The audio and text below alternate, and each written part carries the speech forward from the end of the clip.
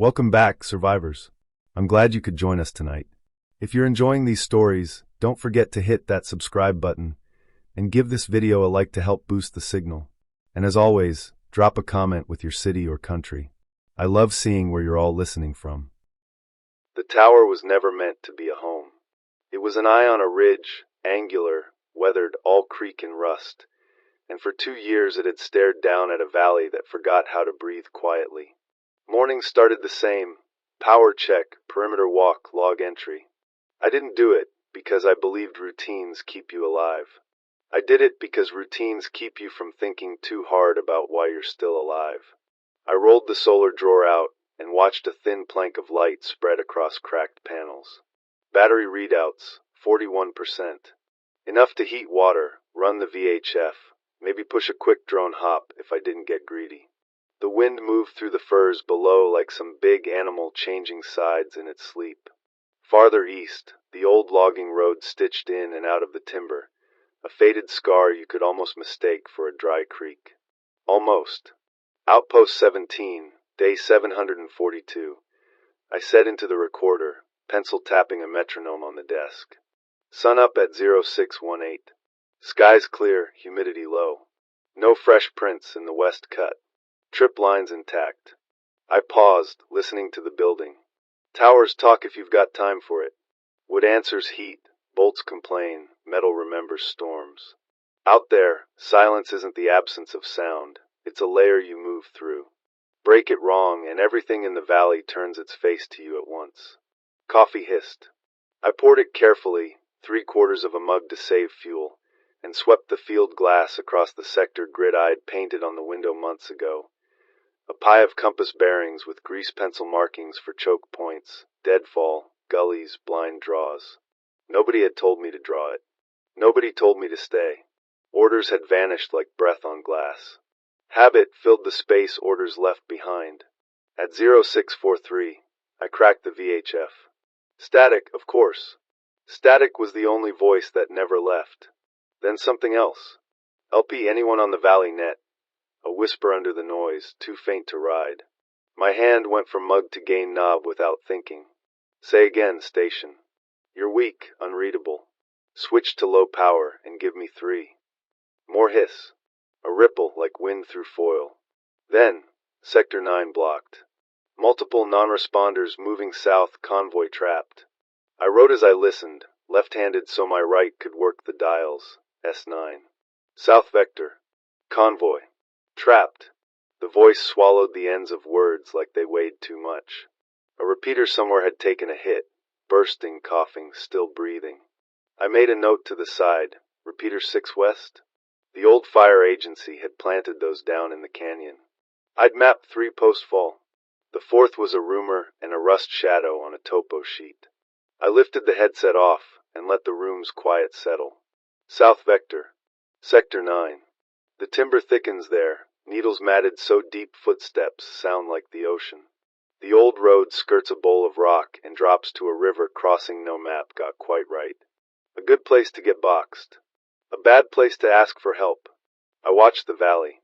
Sunlight worked its way down the far slope in a pale hand. A squirrel scrabbled under the porch, a sound I catalogued and dismissed on instinct. You learn to split noise into harmless and not. It's the only math that matters. Decision time. We don't break radio discipline for ghosts, I reminded the room. The room didn't argue. I set the headset down and started packing anyway. Ruck, water, med kit, 2 chem lights, spare fuses, field radio in a padded sleeve. Rifle broken down on the table, cleaned last night because I couldn't sleep. I slid the bolt and felt the smooth function of a thing that only had one job left in this world. I counted rounds without saying numbers. Counting out loud makes them feel more finite. Before I left, I walked the perimeter again. Trip lines sat at ankle height among sword ferns, hand-tied to old tent stakes. Tin tabs hung under the eaves where wind would play them if something bigger than a raccoon passed. It wasn't much. It was everything. I took the east ladder slow. Steps learned my weight months ago, and only groaned for show. At the base, the forest accepted me with damp air and needles that kept their opinions to themselves. I moved into the trees. The trick wasn't silence. Silence gets you hurt. The trick was consistent noise, the kind the forest already makes. Boots kissing loam instead of crushing it. Breath made shallow so it folds into wind. Gear cinched tight, so nothing taps a rhythm that doesn't belong. 100 small decisions that keep you inside the day's natural conversation. 2 clicks out, a deer lifted its head, ears painting arcs toward me. It didn't bolt. Good sign. Animals knew the difference faster than we ever did. I reached the ridge above Sector 9, just under 0730. The old road looked worse up close, sunken in places where decades of rain tried to pull it back underground. I glassed the far slope and felt something low and old stir in my stomach. Heat. Dozens of signatures spread loose across the timber, drifting south like a broken flock. They moved in that wrong way, hips first, shoulders late, a body trying to remember how to be a body. I watched one catch a root, fall, and take longer than it should to stand. Then it stood too fast. Wrong, wrong, wrong. Outpost 17 to unknown convoy, I said, voice low. I read your traffic. You've got movement south of you. If you can switch to a handheld and key 3 times, I can throw you a bearing. Nothing. Then faint metal against metal, 3 taps. Not a radio. A tool. Something trapped. I skirted the slope, staying in the shadow of fir trunks, and found the convoy by the smell before the sight. Burnt rubber. Cold ash. Copper. 3 trucks in a staggered stop, one jackknifed at a culvert choke. Passenger windows baseball batted inward. Tarps flapped slow, torn by wind or hands. A trailer sat sunken in mud with its back doors welded by crumpled frame. I stood downwind and waited, counting my breath to 90. No new sound. Anyone alive, call out once, I said. Don't waste your voice. A tap. 2. 3. Inside the trailer. I worked the door seams gently, eyes flicking between hinges and the tree line. The lock had surrendered days ago, but torque had welded metal to metal. I got the crow under a fold and leaned. The door let go with a noise that felt like shouting. Don't move, I said softly into the dark. Sound carries. I angled the beam in and saw 2 faces, hollowed by days and an idea of rescue they were trying not to believe in. A woman with blood dried to brick in the corner of her eye, and a kid not old enough to be as still as he was. Name's Cole, I said. I'm going to get you out, but you're going to need to do exactly what I say. The woman nodded slow. Elena Ruiz, she whispered. Her voice belonged in a clinic, careful and calm. He's Nguyen. Twitch. He's been monitoring movement on a handheld. The kid lifted a radio like a relic. You're the tower, he said, as if towers were a kind of person. Sometimes, I said. I looked past them, into the trailer's corners. No bite marks, no fever sheen I could read in the near dark. I kept the beam low. We move in 2 minutes. I need a status. Anyone else alive? Dr. Ruiz shook her head once. The motion cost her. Okay, I said. I stepped back, listening hard. The valley had adjusted to our noise and was deciding what to do about it. I didn't have long to negotiate. Far downslope, something answered. Not a call. Not language. A pressure, a collective intake like a crowd about to clap. I clicked the radio twice, our outpost short code for trouble moving, keep your head down, and felt the weight of a decision shift from maybe to now. Stay low, I told them. Hands on my pack, one after the other. If I stop, you stop. If I run, you run without asking why. The kid's eyes flicked to the treeline. They're already turning this way, he murmured. Then we don't give them anything to follow, I said, and eased the trailer door wider. The forest inhaled. Somewhere below us, a branch snapped loud enough to carry up the slope. Then another. Then many. Move, I said, and the 3 of us stepped into the day that had been waiting. The forest changed its voice once we started moving. Air went tight, every sound spaced too evenly, like the world was holding a breath. I led with rifle low, elbow brushing the woman's sleeve so she could feel direction. The kid followed, light enough on his feet that he barely rustled the ground. 100 meters uphill, I stopped and listened. The noise below us was growing, a collection of soft, uneven collisions, feet through brush, palms on bark, a throat working that had forgotten how to swallow. They weren't running yet, but they were learning to. We cut cross-slope through old windfall. Every log was a question of noise versus speed. I picked paths by instinct and habit, sometimes crawling, sometimes sliding. The kid kept up, which was rare. Dr. Ruiz, for someone dehydrated and limping, stayed composed. She whispered field observations between breaths. They navigate primarily on sounds slower in direct sunlight. Her brain refused to stop analyzing even while her body bled. 50 minutes to the ridge. The trip lines were still where I'd left them. Fishing line, tin tags, simple truth tellers. I guided them through one by one, cutting and tying fresh knots behind us to a race trail. At the outpost gate the light was already dropping. I keyed the lock code, 3 short, 1 long, and swung the chain link aside just enough to slide through. The world changed temperature the moment it closed behind us. Inside was the faint hum of solar gear, the metallic smell of gun oil, and something that almost felt like safety. Ruiz sank onto a step. Her hands trembled only after she stopped moving. The kid looked around at the tower as if he'd stepped into a museum. "You really built all this alone?" "Mostly," I said. "The tower was here. I just made it mean something again." I filled a canteen and passed it over. She drank half, rinsed blood from her palm, and studied me the way field surgeons study fractures. "You still track patrol grids. You're waiting for orders that'll never come." "Habits are orders you write for yourself," I said, checking the radio array. "And habits keep you alive." Twitch unpacked his handheld, plugging into my auxiliary port with a tangle of cables. Lines of coordinates blinked across the monitor, messy but promising. "These are from convoy telemetry before we lost signal. There were 15 vehicles, half full of civilians. We were supposed to link up with an extraction team near the river bend. Then they hit us from both sides, infected first, gunfire after." "Gunfire?" "Contractors. The kind that used to guard warehouses. They're taking over the roads, taxing anyone who passes." I looked at Ruiz. "You confirm that?" She nodded. "We treated 2 wounded before the trailer jammed. Armor-piercing rounds, tight grouping.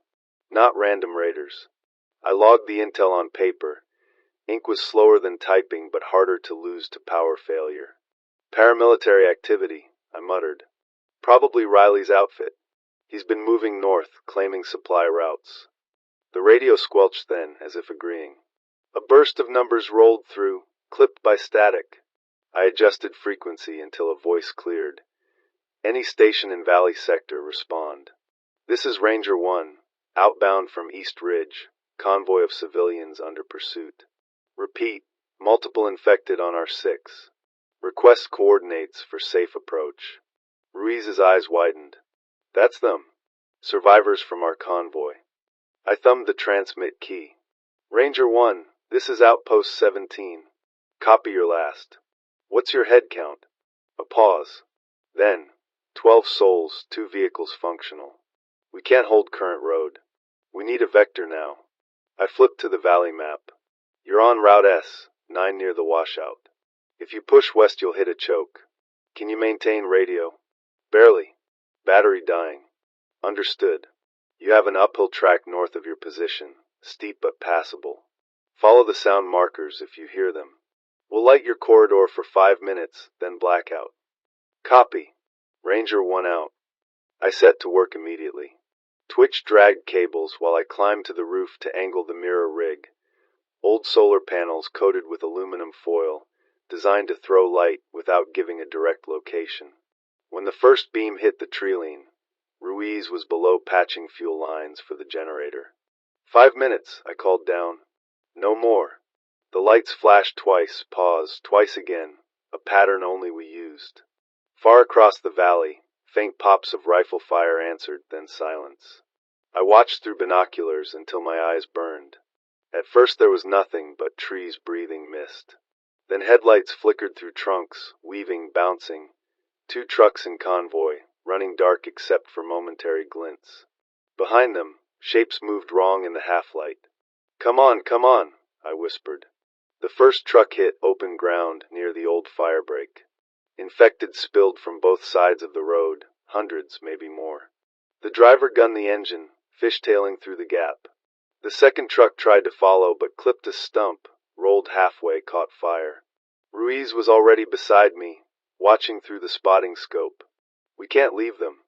If we go down there, we don't come back. They'll die either way.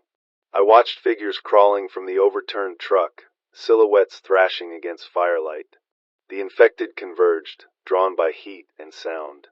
For a second I saw one of the survivors, helmet, flashlight beam cutting through smoke, turn his weapon toward the ground instead of outward. Mercy shot, then nothing but flames. Ruiz looked away, covering her mouth. Twitch stared, jaw locked, recording numbers he'd never need again. We have to move those remaining civilians north of the ridge before that herd regroups, I said quietly. Once they taste blood, they don't disperse fast.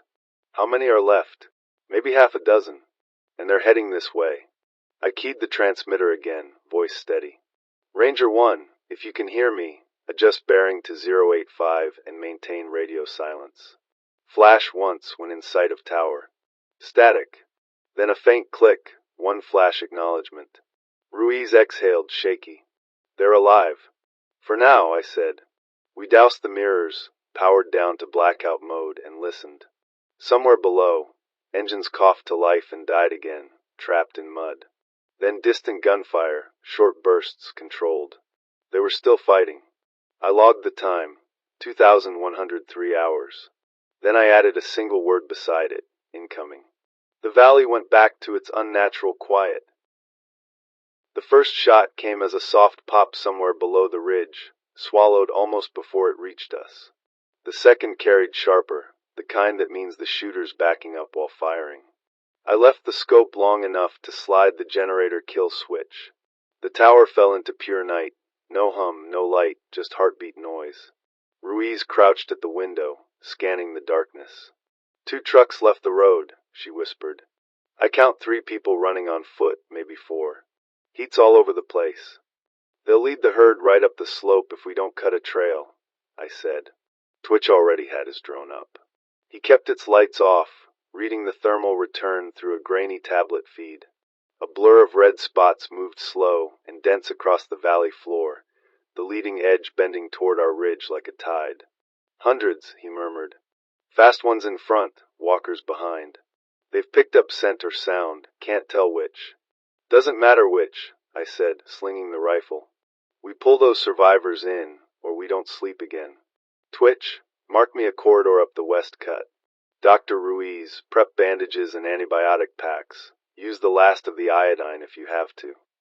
She gave a small nod, already halfway down the ladder. The forest at night wasn't black. It was layers of gray, tree shapes nested inside each other.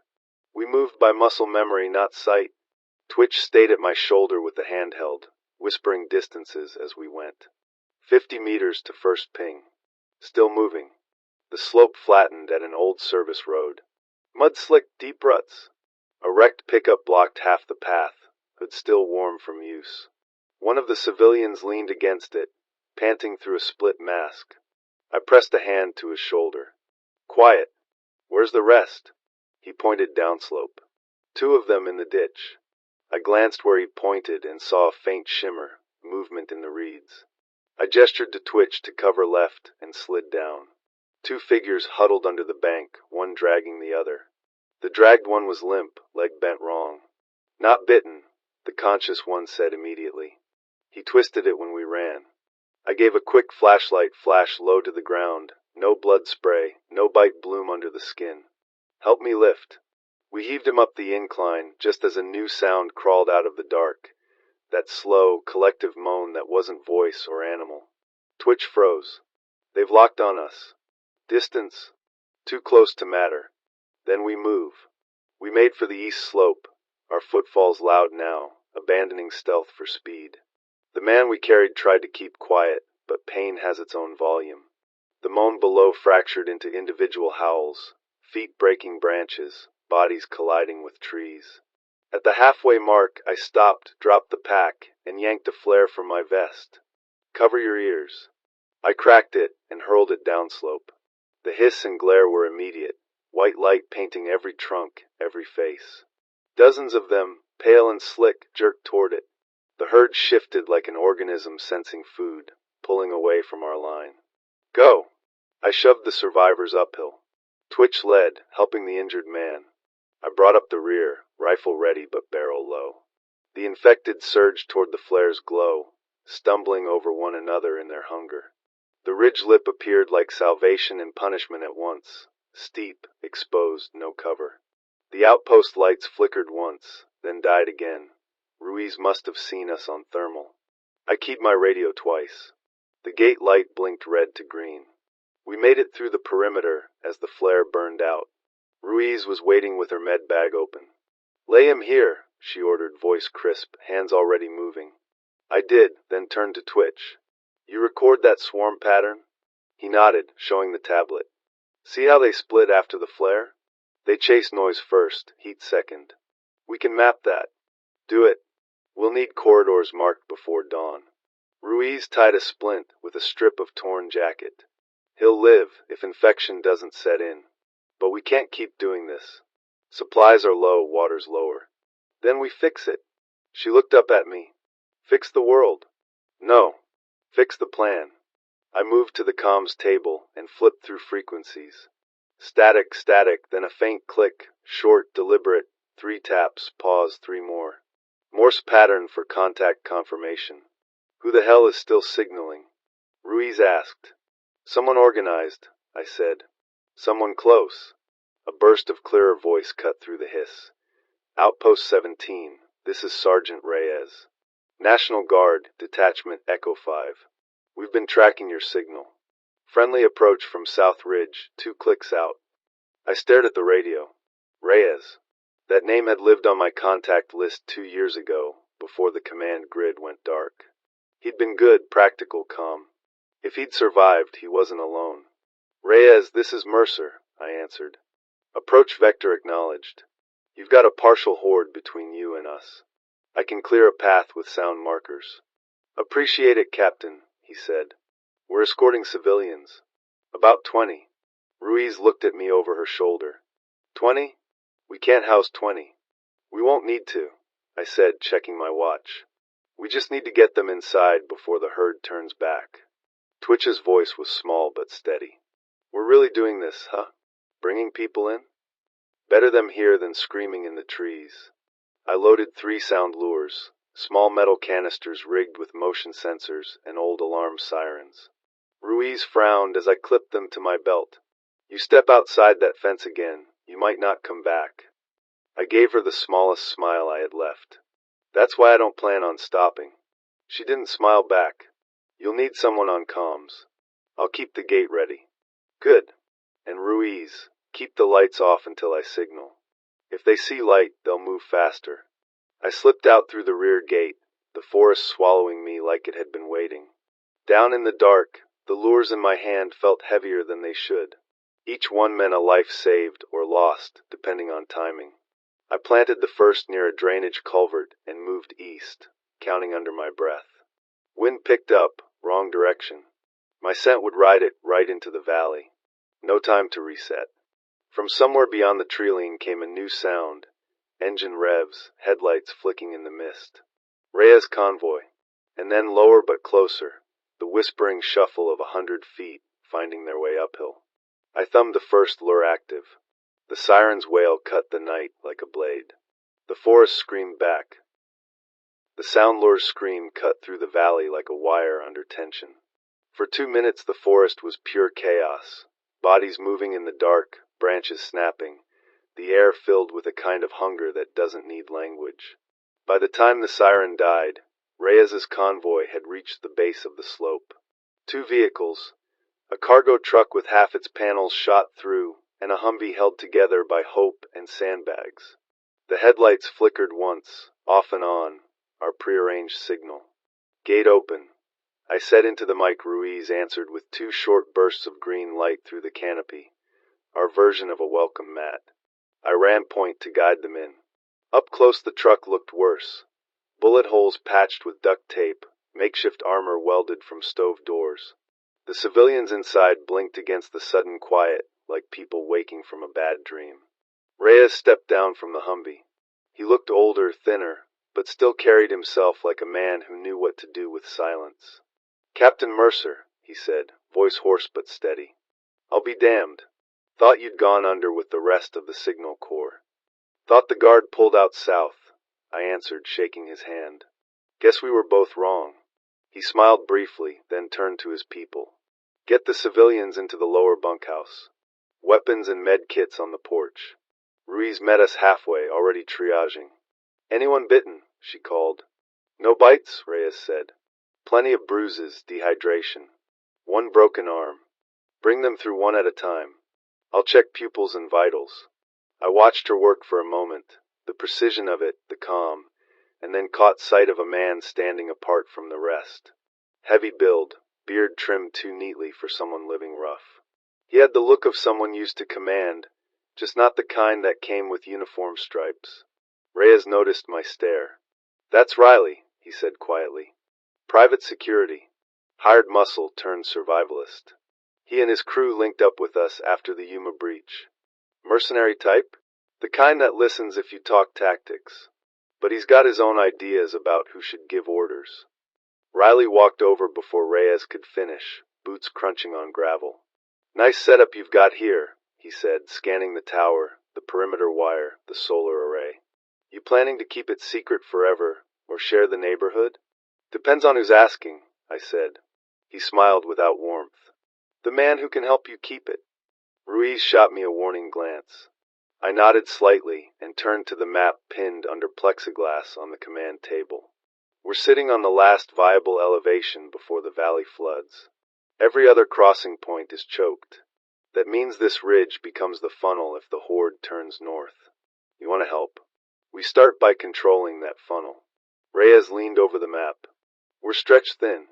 I've got 4 fit for recon, 2 medics, and a handful of civilians who can hold a rifle if they don't have to aim." "Then we use what we've got," I said, circling sectors with grease pencil. "Old logging road here. We reopen it as an escape route. I call it the Meridian Plan.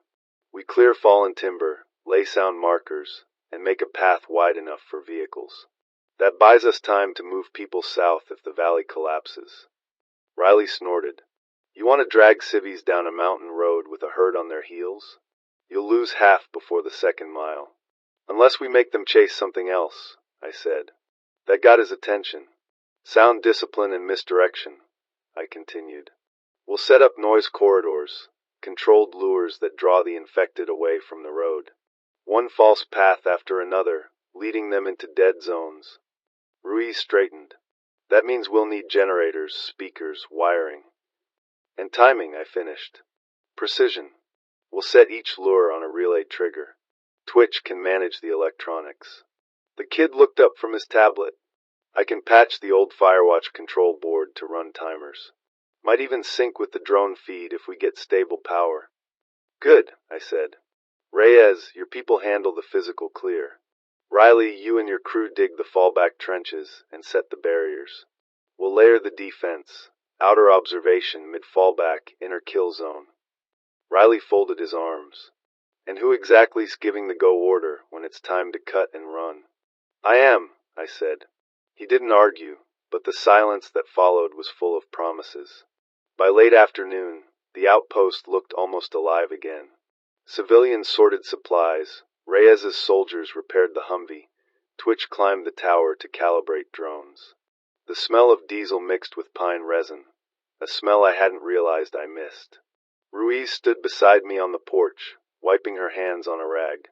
"Feels almost like order," she said. "Order's just chaos pretending to stand still," I replied.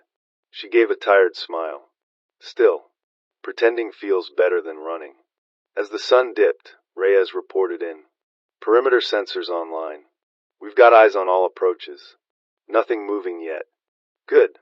Keep them dark. No lights, no engines. We're ghosts until morning." I was about to respond when the radio crackled again. Short, jagged bursts that didn't fit any pattern. Twitch patched in the signal. "Not infected movement," he said, frowning. "These are human frequencies." Military encryption, but corrupted. Then a voice cut through, distorted but clear enough to chill the air. To all stations, multiple hostiles in the valley. Not infected. Armed. Taking control of supply caches. Coordinates 88 by 61. Reyes swore under his breath. That's west of here. Riley's men were scouting that way. Riley's face went flat. They wouldn't fire without cause. They might not have had a choice, I said.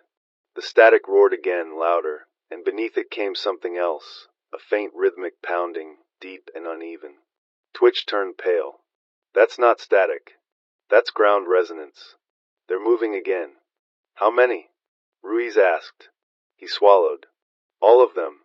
The ground under our boots gave a subtle tremor, like the mountain exhaling. I looked through the tower window and saw the line of trees shiver far down the valley. The horde had turned. Positions, I said. Now. No lights until I say. The Meridian plan starts tonight. Reyes barked orders. Civilians ran for their stations, rifles clutched like anchors. Riley disappeared into the dark to round up his scattered men. Ruiz touched my arm before I could move. You can't fight that many, Cole. I'm not fighting them, I said. I'm steering them. Out in the valley, the trees began to break. Not all at once, just a few at first, falling slow, then faster like dominoes tipping in the dark. The forest had found its new rhythm, and it was coming for us. By 2,100 hours, every branch in the forest seemed to hum. It wasn't sound, more like pressure, a low pulse that lived behind the ears. You could feel it when you breathed. The horde was moving. We worked under blackout. Only the faint green glow of our chem lights gave shape to the world. Reyes' squad cleared the old logging road by hand, axes, machetes, wire cutters. Twitch's drones circled silently above, their infrared feeds casting ghostly movement maps on the tower wall. Riley's crew returned from the west ridge, sweat-soaked and tense. We've set the traps, he reported.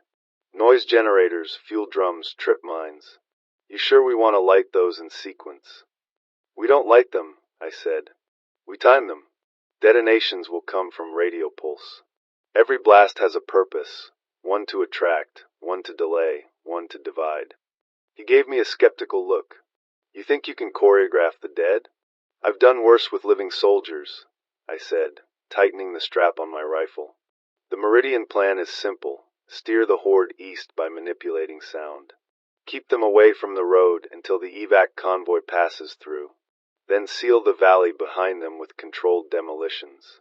Ruiz came up from the med post, hair tied back, face streaked with soot. Evac convoy? Reyes nodded. Command post on the Mexican side is still operational. They've agreed to take civilians south. But we have to clear the path first. So we play conductor, she said softly, and hope the orchestra listens. I moved to the tower's command board. The map was a chaos of red pins and grease pencil arrows. Each mark meant lives, ours, theirs, or those trying to get out. Twitch, status on Lure Grid? First array online. Lures Alpha, through Charlie responding. Delta needs manual activation, relay line snapped. Where? Down by the creek bend, 200 meters west. I'll take it. Reyes frowned. You don't walk that valley alone, Captain. I looked at him. You need to keep command here. If something happens to the timing sequence, we lose everything. Riley shouldered his rifle. I'll go. My men laid the charges. I know the terrain. For a moment, we weighed each other, military structure versus mercenary instinct. Then I nodded. Fine. But you follow my lead. No heroics. He grinned, wolfish. Wouldn't dream of it. The forest was alive again, whispering its private language. Brush scraping bark, soft impacts in the undergrowth. The horde wasn't far. We moved through the dark, crouched and quiet. The lure array came into view, a row of jury-rigged speakers half buried under leaves, wires snaking back to a buried relay. The wind carried the faint metallic stench that always came before them. Riley knelt beside the relay, fingers quick despite the dark. Cables torn. Probably deer or one of your drones. Can you patch it? He stripped wire with his knife, twisted ends together. Manual overrides fried. We'll need to trigger it locally. That puts us right next to the first wave, I said. He smiled. Then we'd better be fast. The radio crackled faintly in my ear. Reyes's voice came through, calm but tight. Mercer, main body of the horde has split. Half moving east, half turning north. You've got less than 10 minutes before contact. Copy that. Riley pushed the switch into my hand. Flip it when I say. We set it off, sprint east, and pray they chase the noise. Through the trees, the glow of eyes began to bloom. Dozens at first, then hundreds. The infected moved like water finding slope, silent until they were close enough to smell us. Now, he whispered. I hit the switch. The lure screamed alive, a piercing mechanical shriek that shredded the air. Every head turned. The forest erupted. We ran. Behind us, branches snapped, leaves tore, and the sound of pursuit became one continuous roar. I didn't look back. You don't when running from something that doesn't stop. We reached the rise overlooking the road, just as the next lure, Bravo, went off in sequence. The sound drew the mass sideways, bending the horde's trajectory. They swarmed past the creek, chasing echoes like moths chasing light. Riley dropped to one knee, breathing hard. You were right, Captain. They follow the sound. Almost beautiful in a sick way. Don't admire it too long. Through the trees, I saw the first flash of headlights, the evac convoy, slow and silent, creeping along the newly cleared road. Tell Reyes they're on schedule, I said into the mic. Static answered. Then Ruiz's voice came through, urgent. Cole, the line's jammed. Something's wrong at the tower. Twitch says we're losing power. Somebody's cut the relay. I froze. If the power grid failed, the remaining lures wouldn't trigger. The horde would lose focus and turn straight toward the convoy. Riley's eyes met mine. Sabotage? Has to be. Someone inside? I checked my watch. No time to argue.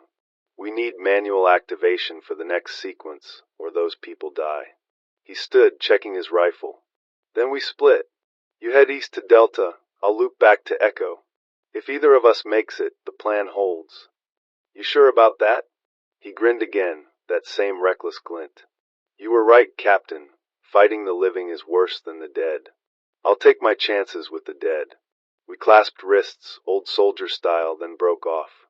I moved through the trees toward the next relay point, heartbeats sinking to the rhythm of distant detonations.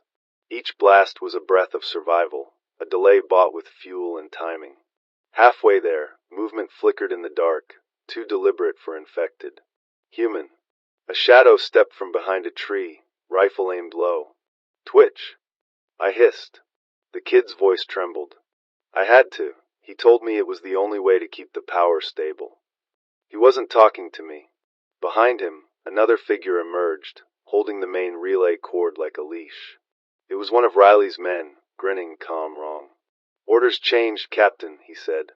Riley's taking command. You've done your part. I stared at him, realization dawning too late.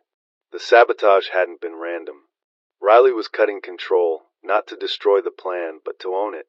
Behind us, the forest shifted again. The lure timing had failed. The horde was turning. Run, Twitch, I said. The kid didn't argue.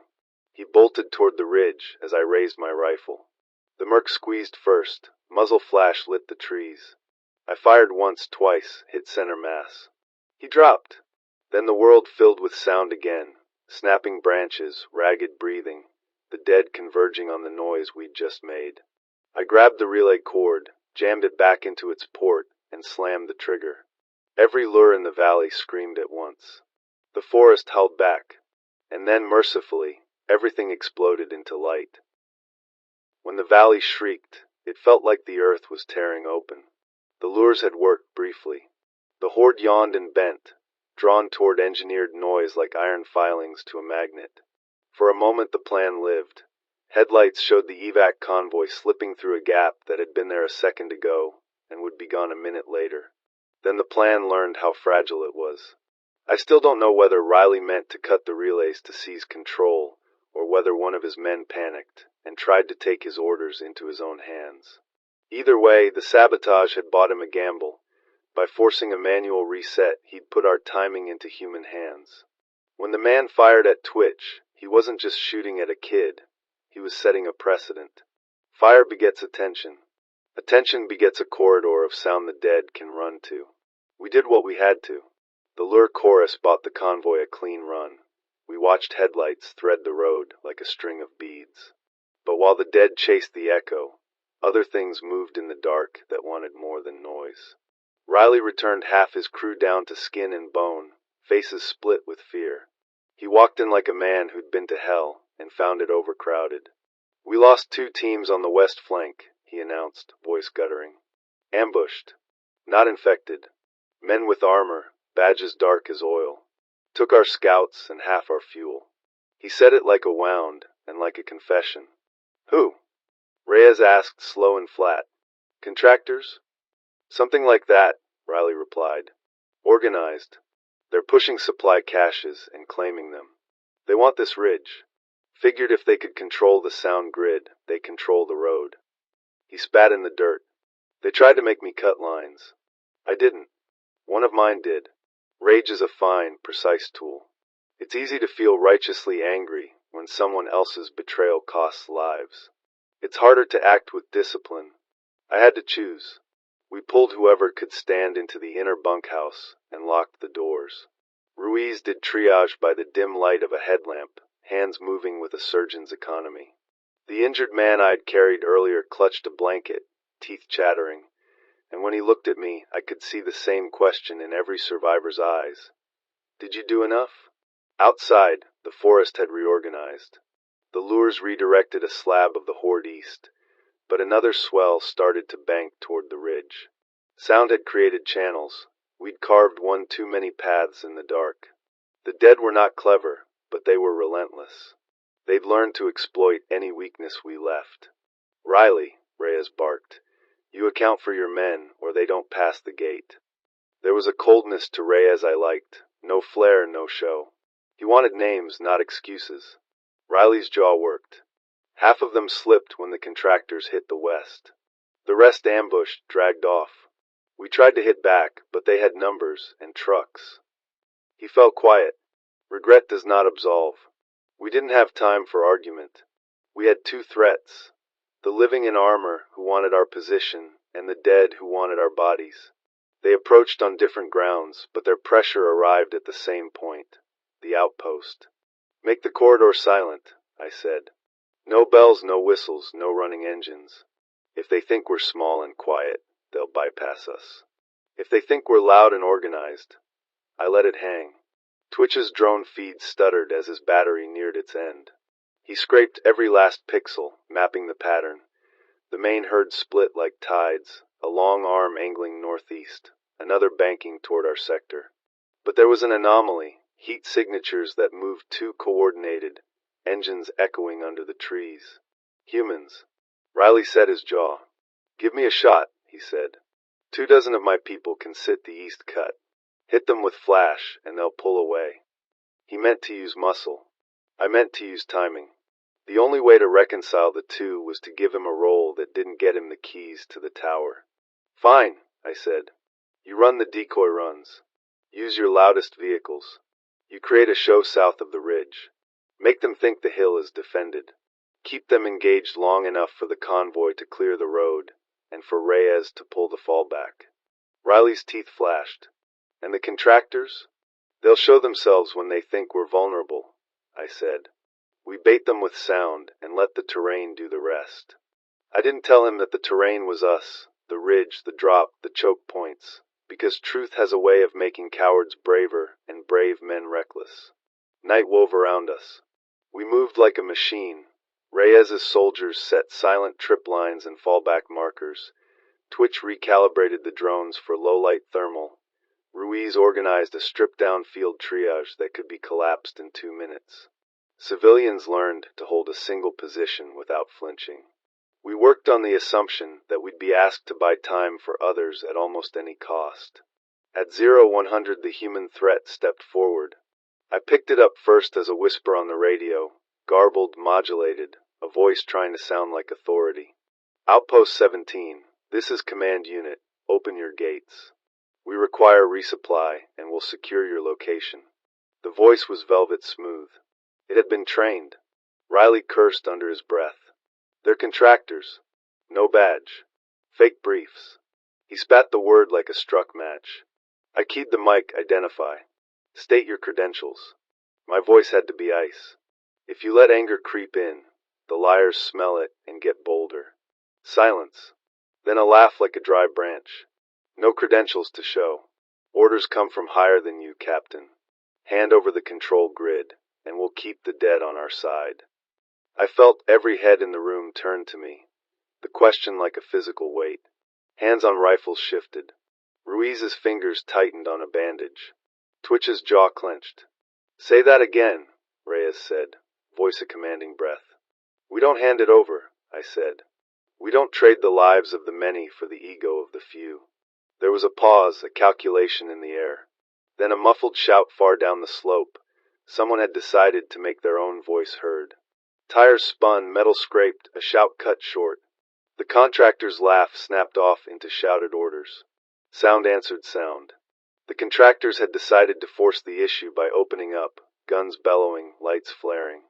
They meant to bulldoze up the grade, to take the tower by shock and force the issue before we could react. And they'd learned the worst thing a man can know in a valley full of the dead. Noise draws everything toward it. "Now we hold the line," I said. "Focus on the living threat first. We can handle the dead if we don't invite them to our dinner." Reyes barked a single command, and the world divided into roles. Frontline watchers with night vision, a rear guard to cover the flank, a silent path for the evac. But before we could settle, a thunder rolled through the trees, closer, larger, more purposeful. The main herd, which had been drifting east, had changed direction. On the radio, in a voice that cut through static like a blade, "Mercer. Main body adjusting course. They're coming straight for us." The radio fell silent in my hand. The choice I'd just made, who to fight, where to put our focus, had just been narrowed by the simplest law in this new world. The dead do not negotiate. Fog came like a hand over the valley, thick and wet, swallowing depth until the world became a series of flat grays. It changed the rules. At a distance you could no longer trust a shape to be human or cloth or the last of a tree. Up close you could see the detail, and that was worse. Fog turns every silhouette into a thing, and everything into a threat. By 0200 the contractors had made their move. They pushed 3 armored rigs up the old service road and stalled at the lower switchback, engines idling like beasts that had learned patience. Their lights flashed once, twice, strobe signals trying to bully visibility into being on their side. We held.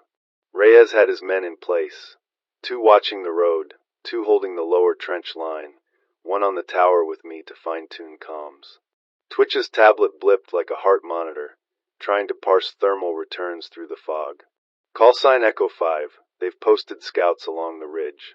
We have small arms fire on our southern perimeter," he whispered.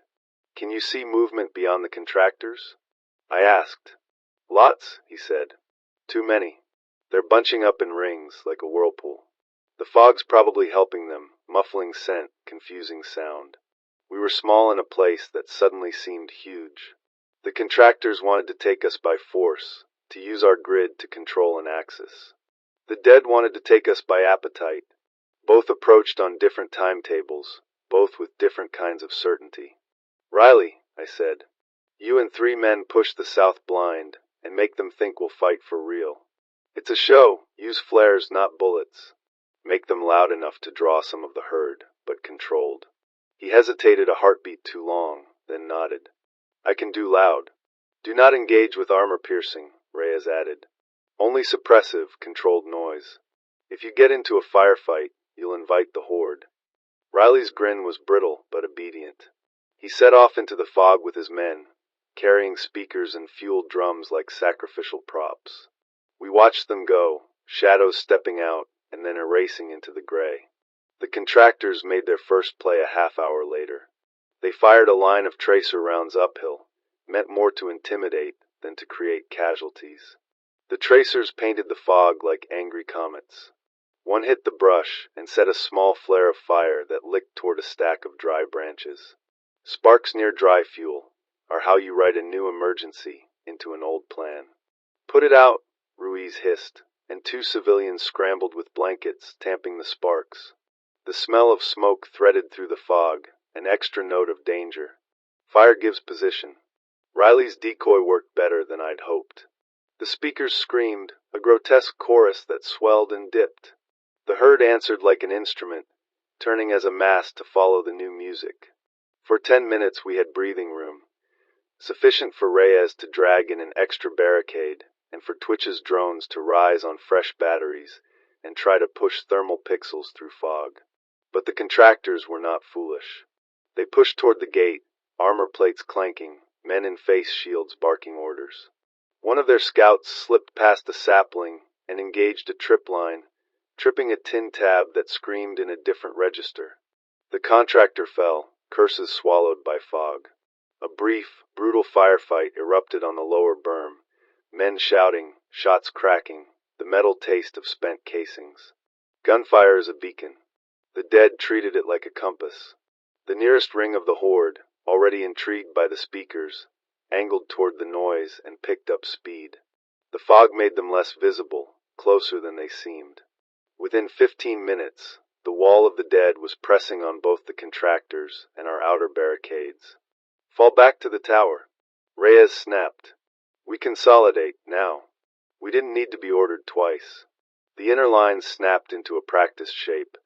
Fall back to the second perimeter, stack at the stairwell, keep the wounded inside the bunker. We moved like a single unit, muscles remembering command, even when our brains wanted to panic. Twitch's drone lost lift 500 meters out, static spiking then a hard cut. He swore once and then quieted, hands moving to patch in a backup feed. Battery's dead. No replacement, he said. We've got nothing but eyes on the ridge. Without the drone, everything became viscous. Communication slow, sight limited, reactions delayed. The fog ate time like a thing with an appetite. The contractors made one last push, driving a front loader up to the gate, chains rattling. Their horns blared, a crude, bullying sound meant to cow. But horns also had another effect. Far down the slope, the herd heard and angled. The ground resonated with a new kind of pressure. Branches snapped, the air vibrated. The gate held until the loader struck. The chain snapped like an old tendon. The gate folded under metal and weight, and the first contractor swarm spilled into the access lane. Men with shields wiped the line, pushing toward our barricade. The contractors were professionals at aggression. They were not professionals at living in a valley with the dead on every flank. We made a choice. Ruiz and two medics backed the civilians into the lower bunker and closed the hatch. Reyes and I took the stairwell, rifles up, breath controlled. Riley and his men set a secondary explosive on the loader's fuel tank. If we could take out the loader, we might end the contractor's momentum. One shot, I said softly. Hit the pump, not the cabin. We don't want flames that attract them. Reyes nodded, hollow calm. Point, 2 in the chest, 1 in the axle. The gunfire was a series of measured detonations. The loader stuttered, then groaned, then fell silent. Flames licked the air, and a plume of smoke rose like a column to the sky. For a second the contractor line hesitated. Then they pulled back, hauling wounded toward their rigs, and retreated into the fog, horns blaring until their lights were swallowed. The victory was small and immediate. The cost would reveal itself in the morning. We held the line through dawn in a fragile, white silence. The fog thinned to mist, and then left the valley in a slow exhale. Bodies lay tangled at the perimeter, contractors, dead hands in gloves, and among them, a dozen of the horde, their positions frozen mid-lunge. The ground was a ragged edge of lives spent. Twitch sat on the stairwell steps, hands wrapped around a thermos, staring at smoke on the ridge. He'd lost the drone, but not his resolve. Ruiz moved among the wounded, hands steady despite the exhaustion pulling at her face. I picked up the radio and keyed it, voice tired but clear. Reyes' status? He replied with a list of damages and losses, then a single sentence that cut through fatigue. We held. We're alive, but we've bought only hours. Hours. In this world, hours are currency. We'd spent them like sinners with pockets full of change. Dawn's light revealed the ledger. The light that came with dawn was thin and colorless, like something drained through gauze. It exposed everything we'd done in the dark, our barricades, our losses, our mistakes, and made it all look small. The outpost smelled of cordite and blood. A soft wind rolled through the trees, carrying with it the stench of rot from the valley below. The fog had burned off, revealing what the night had hidden. Hundreds of corpses, contractor and infected alike, tangled at the lower slope. Reyes and I stood on the tower catwalk surveying the field. "Half their rig's still down there," he said. "They'll come back for them if they've got anyone left to drive. Then we make sure they don't." We'd survived the night, but it wasn't a victory, it was a delay. The horde had split again, half dragging south, half feeding on the fresh dead. The ridge was quiet now, but that kind of quiet only meant something worse was gathering its strength. Ruiz climbed the ladder, her gloves still stained dark. 8 wounded, 2 critical, she said. "No bites, just trauma." The lower bunker held. Her eyes met mine. She didn't ask about the plan because she already knew there wasn't one. Twitch was hunched over his tablet, trying to squeeze data out of what was left of the drone network. "We've got a signal ping from the evac convoy," he said. "They made it south. The road's holding." "Good," Reyes murmured. "At least someone got out." I looked at the map spread across the railing. The Meridian Plan had done its job, barely. But we'd paid for every kilometer of road in blood. If we stayed, we'd be overrun the next time the horde cycled back. If we left, we risked losing everything: supplies, the comms tower, our one advantage. "We hold until midday," I said. "Then we move south by sectors. Reyes, you lead the civilians. I'll stay behind to coordinate." He frowned. "You'll be cut off." "I'll manage. The tower's still transmitting. If I can re-establish the long band, I can guide more survivors through the corridor before it collapses." Ruiz stepped closer. "You can't hold this alone, Cole." "I won't be alone." I nodded toward Twitch. "I'll need a comms tech." The kid's eyes widened, but he nodded. "Copy that." Riley's men gathered what was left of their gear. He'd lost 5 in the fog fight, 2 more to friendly fire in the chaos. He didn't speak much. Grief had replaced his usual defiance. "You still think we can hold this place?" he asked, watching me check the rifle's optics. "I think we can make it useful before we lose it." He smirked faintly. "You're a stubborn bastard, Captain. Only way I know how to live." Riley offered a hand. "We'll take the civilians through the valley route. If we find the convoy, I'll radio back." "Fair deal. Keep your transmissions short and low frequency. They're starting to track sound patterns now." He blinked. "They're learning." "Not learning," I said. "Adapting. Noise, light, vibration. They respond faster every day." Riley nodded grimly and went to rally his people. When they left, the outpost felt bigger and emptier. The forest below shimmered with heat already, and movement flickered between the trees. Twitch adjusted the radio coils on the main mast. "Signal's clean," he said. "Long band might reach as far as the next sector if we boost through the generator." "Do it. Then prep the EMP triggers. If we can overload the grid when we leave, the noise spike might draw the horde south." He hesitated. "That'll fry everything." "That's the point." We both knew what that meant. Once we left, there'd be no coming back. The wind shifted again, bringing with it a low, rolling hum. At first, I thought it was thunder. Then I realized it was movement, the deep, unified pulse of thousands of feet pressing through the forest floor. The horde was returning, following the smell of gunfire and blood. Ruiz burst through the door, her rifle slung, sweat streaking her face. "They're massing on the north side. Looks like they're following the smoke from last night." "Then we use it." I keyed the transmitter. "Reyes, come in." Static. Then a faint voice, "Reading you barely. We're 2 clicks south of the ridge. You're about to have company. We see them. Keep moving. I'll draw them off. Don't do anything suicidal, Cole." "No promises." The radio cut out. Twitch's hands trembled as he set the final EMP charge. 3 minutes after we trigger it, the grid will spike. The feedback loop will light up every lure we've got left. Good. That'll buy them a corridor. Ruiz checked her rifle. And what buys us a corridor? Noise, discipline, and altitude. I pointed toward the observation ridge. We climb high and quiet, then drop down the south slope once the surge passes. The first infected appeared on the far treeline, slow at first, then faster. They came in waves, scrambling over one another, teeth and hands slick with dirt and old blood. The sound was like surf hitting rock. Go! I shouted. We moved. Twitch tripped the EMP, and the world exploded with light and sound. The air filled with static, the tower flaring bright as the circuits overloaded. Every lure, every siren, every speaker screamed in unison. The horde turned toward the noise, a single, unified motion of hunger. Ruiz and I ran for the ridge, Twitch close behind, the ground shaking beneath us. I didn't look back. You don't, not when you're the bait. We reached the crest just as the tower blew. The explosion wasn't big, but it was bright, a flare of white heat and falling sparks.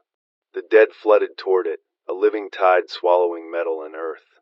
Twitch fell to his knees, staring back. They're eating the tower. No, I said. They're feeding on the noise. Let them. He looked at me, fear and awe mixing in his eyes. You planned that? Every inch of it. For the first time in weeks, the outpost was silent. The dead had their feast, and we had our window. Let's move, I said. Ruiz nodded, tightening her sling. Twitch wiped his eyes and followed. Behind us the forest burned, not from fire, but from sound and fury. The last transmission from the tower crackled through the handheld. Outpost 17, signing off. By the time we reached the southern slope, the sun was high and merciless, the air heavy with heat and smoke. The forest that had shielded us for weeks was gone, burned out, stripped bare, turned into a wasteland of ash and twisted trunks. We descended through the haze in silence. Twitch carried what was left of the comms pack. Ruiz kept her rifle trained downhill. Every few minutes, we'd stop and listen, count breaths, gauge distance. The horde was still north, drawn by the lure's echo, but the sound carried strangely now. It traveled along the ground like a memory you couldn't shake. Keep low, I whispered. They'll circle back once the noise dies. We moved through the skeletal trees, the ash crunching under our boots. The ground was littered with bodies, some human, some not, all torn apart in ways that didn't belong to physics. The infected didn't kill to eat. They killed to move. Ruiz glanced at me. You think the convoy made it? They made it past the ridge, I said. That's all that matters. But you don't think they'll make it far. No one makes it far anymore. We just make it long enough. We hit the old riverbed by midday, a wide, dry channel littered with driftwood and bones. The map said there used to be a bridge here, but time and fire had erased it. Only the foundations remained, two broken pylons jutting from the earth like rotten teeth. We can cross here, Twitch said, checking the GPS. The channel's only 30 meters across. 30 meters of open ground, Ruiz said. They'll see us. They'll hear us first, I corrected. We worked fast. Twitch scouted the far bank for movement while Ruiz and I built a noise trap, a chain of empty canisters strung between fallen logs, wired to a pressure plate from the tower's old stockpile. The idea was simple. Anyone following us would step on the plate, trigger the rattle, and pull every infected within a mile off our trail. It was crude. It was perfect. Once the trap was armed, we crossed, one by one, quiet and low. The ash gave way to sand, the kind that swallowed your steps. On the far side, we crouched behind a boulder and watched the treeline. Nothing moved. For the first time all day, there was peace. Not silence, peace. Twitch slumped beside me. You think anyone else is still broadcasting? Maybe. Somewhere. What if we're the last?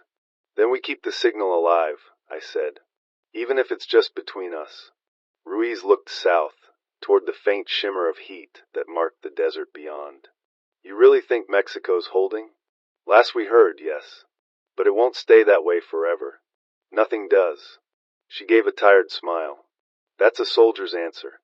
That's all I've got left. The heat was brutal now. Every breath felt like inhaling dust. We moved through the remains of a roadside camp, burned tents, melted tires, the charred frame of a school bus. The world had turned into a museum of bad decisions. Ruiz found a small wooden sign half buried in the dirt. It read Quarantine Zone C, authorized personnel only. Looks military, she said. Old military, I corrected. Means they pulled out months ago. Still, the sign pointed south, toward the border, toward what might still pass for civilization. We followed it. By late afternoon, the terrain shifted again. The trees thinned into scrub, the ground turning hard and dry. The distant hum of engines drifted on the wind, faint but distinct. Twitch stopped walking. You hear that? I raised a hand. Engines. More than one. Ruiz scanned the horizon through her binoculars. South Ridge. Convoy, maybe 10 vehicles. Could be Reyes. Or it could be what's left of the contractors. We crouched in the shadow of a rock outcrop and watched.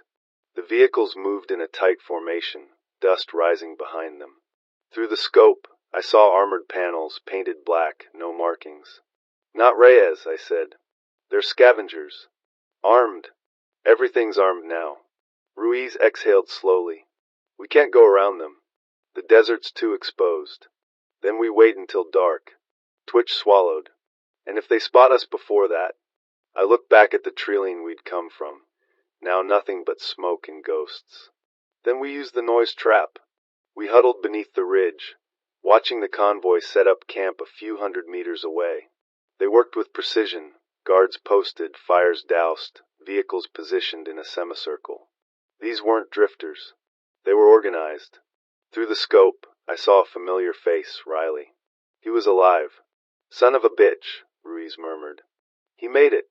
Maybe, I said. But look who he's with. The man standing beside Riley wore a black vest with a faded contractor insignia. The same emblem we'd seen on the bodies at the ridge. They weren't allies. They were occupiers. Twitch whispered, he sold us out. I didn't answer. I didn't have to. Ruiz looked at me. What now? I checked the magazine, chambered a round, and set the rifle on the rock. Now we finish what he started. She didn't argue. She just nodded. The sun began to drop, painting the desert gold. Shadows stretched long across the sand. The convoy lights flickered on, small and bright and stupid against the coming dark. Once night hits, I said, we trigger the trap. They'll think it's the horde. Panic will do the rest. And then we walk south. Just like that. Just like that. Twitch's voice trembled. Captain, what if the horde's still coming? I looked north. The horizon shimmered, heat, distance, or something worse. They are, I said. They always are. The last light died over the desert. The world went quiet, and somewhere far behind us, the forest began to roar again. The sun was gone, and with it went the illusion of safety. The desert had teeth, wind sharp enough to flay skin, cold that bit through armor. But the darkness was an ally too. It could hide us if we moved right. The convoy's campfire glowed faintly to the south, orange halos around the vehicles. Figures moved in silhouette, men with rifles, flashlights cutting through the gloom. Riley was one of them, unmistakable even in the dark. The way he moved, shoulders forward, confident, told me everything. He wasn't a prisoner. He was working with them. Ruiz watched through her binoculars. They're running drills, she whispered. Patrols every 15 minutes. They've done this before. Mercenaries don't unlearn routine, I said. We use that. I unpacked the field radio, one of the last working units we'd salvaged. Twitch was already setting up the noise decoy we'd planted at the riverbed. A single tap on the transmitter would trigger the lure chain, a rising pulse of metallic rattles that would echo across the valley. We trigger the trap when the next patrol rotates, I said. The sound will come from the north, same direction the horde's approaching from. They'll panic, reposition, maybe even start shooting shadows. We move then. Ruiz nodded. Straight through their camp? Between their vehicles. Less light, more cover. Twitch swallowed hard. And if they see us? Then we make sure they don't get to warn anyone else. He didn't ask again. The wind was our ally, soft and steady from the north, carrying the scent of ash and iron. I waited until the next patrol turned its lights away, then gave the signal. Twitch hit the transmitter. A moment later, the desert exploded with sound. The noise trap went off like a storm, metallic shrieks bouncing off the canyon walls, rhythmic and rising. It sounded like 100 infected crashing through the underbrush. Then came the echoes, long, drawn-out moans from the real ones, answering the phantom call. From the convoy below, flashlights flared. Men shouted orders. Engines roared to life. Panic spread fast. "Contact north! Contact north!" someone yelled. They formed a firing line, too early, too loud. The first bursts of gunfire cracked through the night, and the muzzle flashes became beacons for every infected within miles. Ruiz grinned grimly. "That's our cue." We moved fast and low, cutting across the edge of their camp. The air stank of diesel and sweat. We passed between two vehicles, one armored truck, one jeep. A man was crouched near the tailgate, reloading. He never saw Ruiz coming. One silent strike with her knife, clean and precise. Twitch froze, eyes wide. Ruiz whispered, "Keep moving."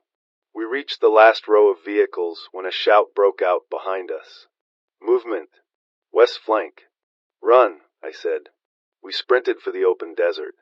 Gunfire erupted behind us, short, confused bursts.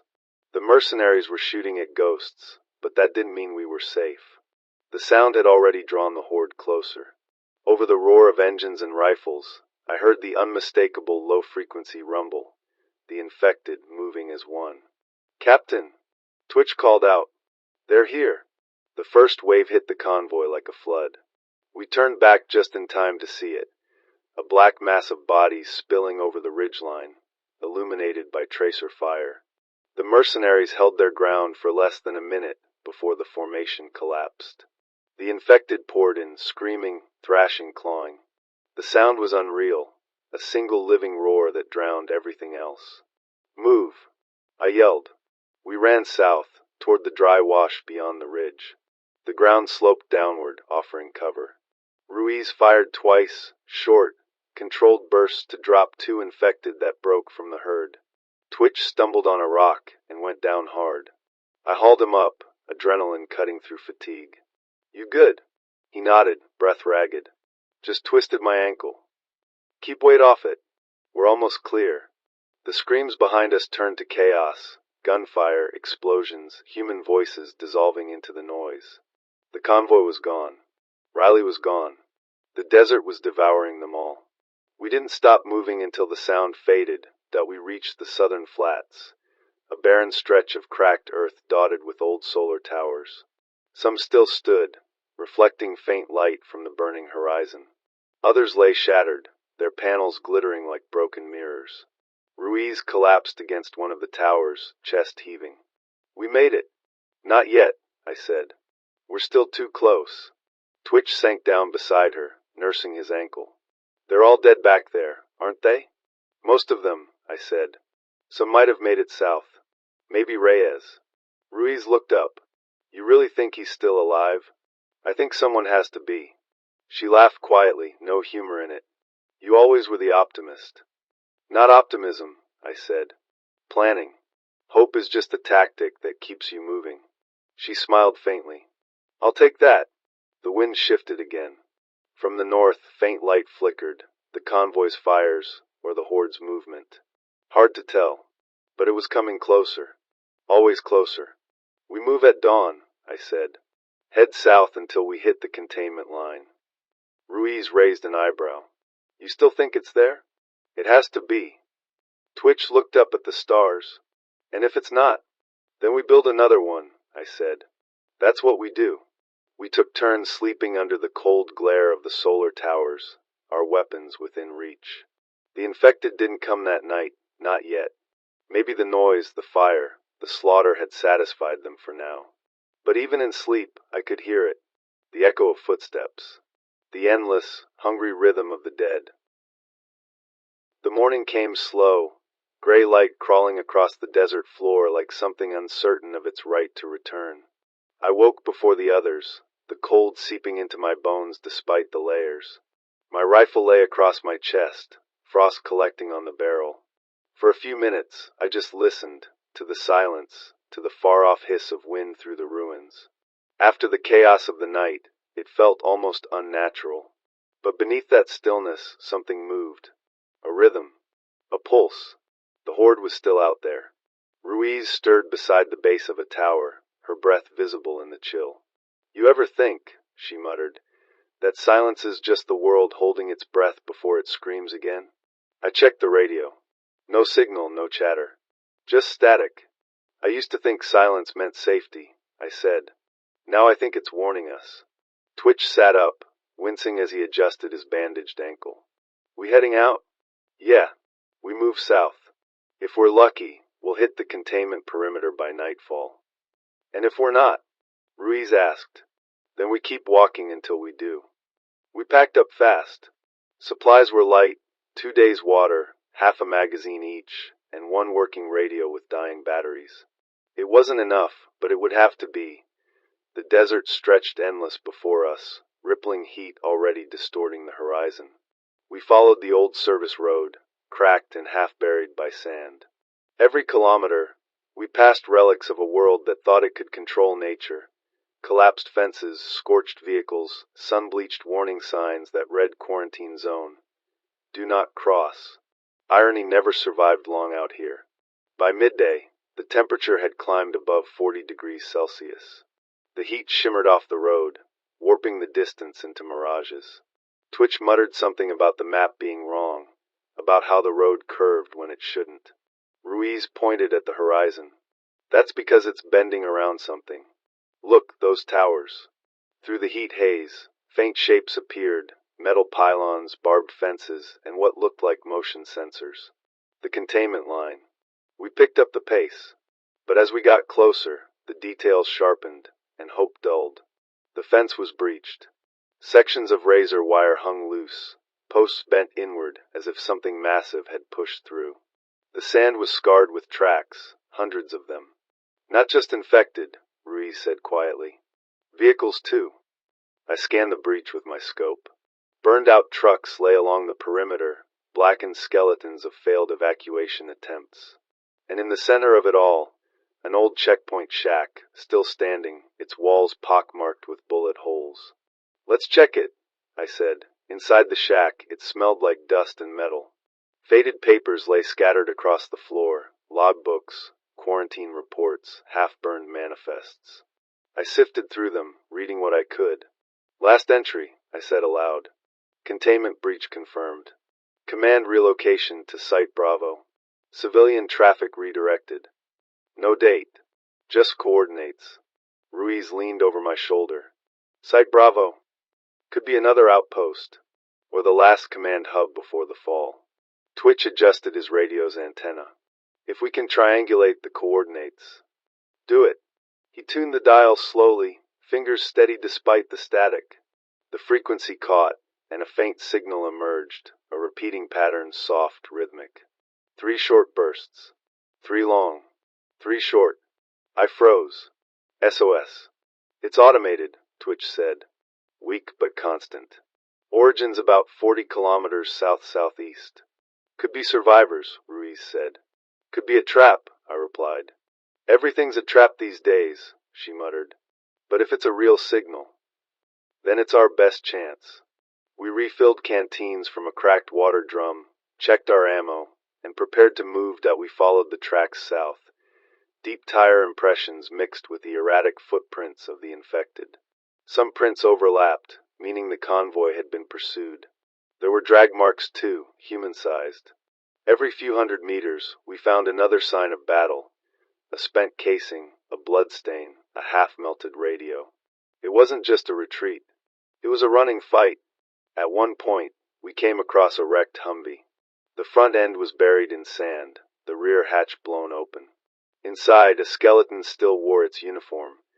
U.S. military, faded patches reading CBRN Response Unit. Ruiz crouched beside it, whispering a prayer under her breath. I examined the inside.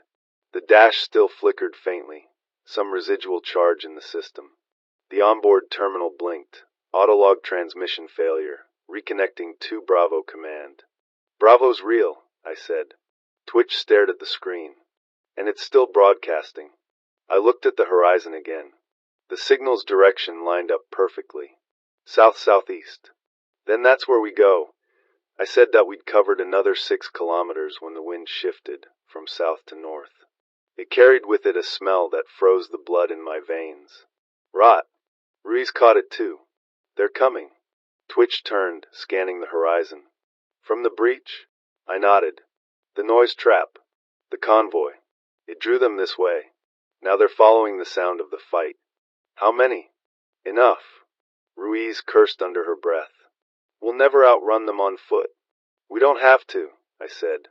We just need to stay ahead until dark. Then what? Then we disappear. The sun dipped low, painting the desert in molten colors. The first shapes appeared behind us, small, distant figures staggering across the sand, more with every passing minute. We pushed harder, ignoring the exhaustion, the thirst, the heat. Twitch limped on his bad ankle, but never complained. Ruiz moved like a shadow, her eyes constantly scanning.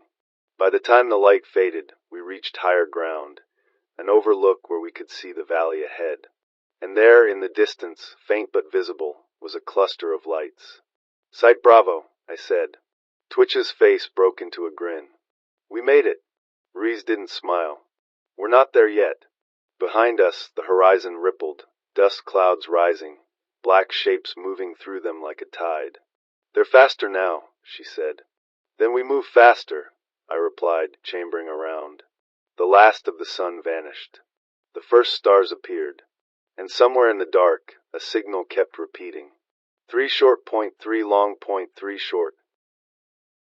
We descended into the valley under starlight, guided only by the flickering glow from the south. Every step sent up a whisper of dust, every breath burned. The signal from Bravo pulsed through the radio like a heartbeat, steady, mechanical, alive. 3 short, 3 long, 3 short. Twitch carried it against his chest, as though afraid it might die if he set it down. Ruiz scanned the horizon. Lights are too steady for fires, she said. Generators. Maybe floodlights. Then they're organized, I said. Or they were. We moved faster. The infected were close now, too close. You could feel them before you saw them, the way the air seemed to vibrate with movement. Every few minutes, the wind carried their cries, faint but building, like a drumbeat rolling across the desert, that by the time we reached the outskirts of Bravo, our legs were shaking, lungs raw from the run. Floodlights glared through layers of sand and heat distortion. The facility was smaller than I expected. Half-buried concrete domes, satellite dishes, and one standing watchtower. But the walls were intact. Holy hell, Twitch breathed. It's real. Don't celebrate yet, Ruiz said. We don't know who's inside. We approached the outer fence, chain link reinforced with steel panels. A motion sensor blinked red as we neared, then switched to green. They're still powered, I whispered. A speaker crackled above us. Identify yourselves. We froze. The voice was female, calm but sharp. U.S. Border Operations, I said. Echo Outpost survivors. 3 of us. We picked up your beacon. There was silence then. Stand by. The gate hummed. Locks disengaged. Move, Ruiz urged. Before they changed their minds.